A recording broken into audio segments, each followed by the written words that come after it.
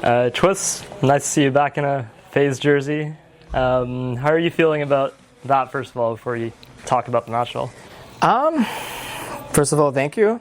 Second, it's great. It feels really good. I think the situation ended up being perceived as like messy, but I think it's only because of like this VRS rules and stuff that it can be very restricting for teams to make a big signing in the middle of the season.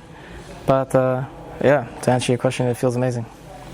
And being back with Karrigan, being back with Broky, how's that been? I think it was a very natural reunion. Yeah, I mean, they've just grown as players. You know, people can say maybe Karrigan hasn't changed, but you know, I think he actually has grown as a leader, and yeah, Helvis has definitely matured as well. So yeah, I think it's just the same people, but you know, they've grown, they've matured. Talking about EPL, but I mean, I talked to Karrigan as well. It wasn't the start you guys would have wanted with the whole rain coming in last minute situation, but now you are 2-2. How are you feeling now that you've had a couple of games under your belt with FaZe, even if it's not the actual roster that you guys plan to be here with? I think it's really good. You know, I was telling the guys that just because we're in the stand-in like situation doesn't mean that there's not a lot for the four of us to learn. You know, we should be reviewing these games and seeing what we can make out of it in the future, even if Howie's not there. But yeah, so far it's been great. I think we've been working really well with what we have, and kind of just Finn and I kind of just collaborating in game a lot. You know, playing off of each other, giving each other ideas, and Helvis is really vocal on the CT side, so it's making, you know, I think everyone is feeling that the dynamic is good right now, the way it is. Can you tell me more about the dynamic with Karrigan? Because what he mentioned in our interview yesterday was that he feels like he has a true second caller for the first time since Nico. And, I mean, you were in the team before, and he basically said that you have more of a voice now than you did then. You have more of an influence. Can you tell me about that?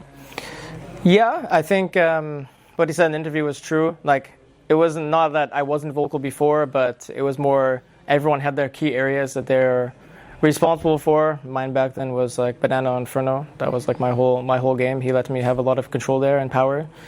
And of course, bringing ideas, not that I'm necessarily calling them in-game back then, but bringing the theory, finding rounds from other teams, and so on.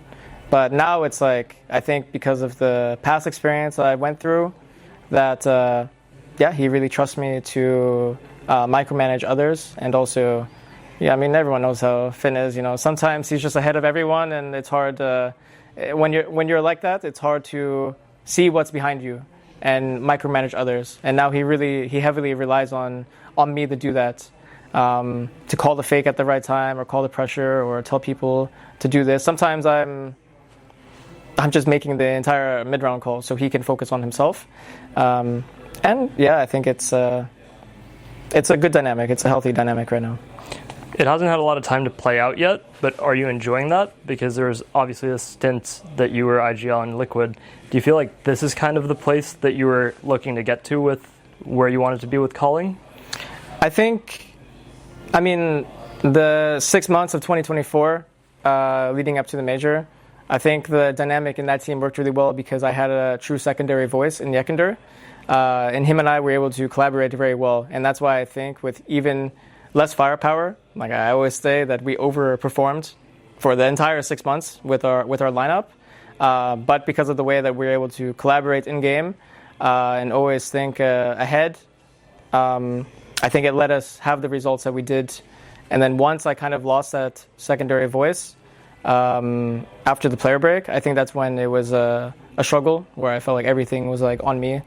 And there's no offense to Mither, of course. I think in the X team dynamic where I had the secondary voice, there was not so much needed strategically from the coach. And after that, it's not like I had like, you know, a blade or whatever, someone that is kind of making the game for you or the vision. Mm-hmm. It was kind of just a lot of theory crafting, you know. He would help me theory, but it wasn't like, you know, this coach IGL dynamic that can carry a team. But yeah, I think back then we made the best out of what we had. Now, I think it is a very comfortable place for me. It's a comfortable role to secondary call. But I always feel comfortable taking the round on my shoulders and micromanaging people, and I think Finn trusts me to do that as well when I need to. You also talked about Broky's growth a little bit earlier, but I wanted to poke you for a little bit more detail. Can you tell me how he's evolved? I think people always thought he was a very chaotic player before. Sometimes his communication was also like chaotic. You know, you guys see in Karrigan's voice comm videos, he's talking a lot. Now he's a bit more reserved, calculated, really knows that what he wants to do. It's not just random. He's reading the game. He's also vocally letting people know that he's reading the game. And I think for me, the main development is actually him as a person. I think he's grown a lot as a person, and that has a positive impact on everyone. And then lastly, I mean, you're 2-2 at EPL now. This isn't the roster that you're going to go through into the future with. Actually, quickly, I want to ask, regarding you coming into the team, did you always know that it was going to be Rain you were replacing? Yeah, it was like that. People may have thought otherwise, but yeah, in the early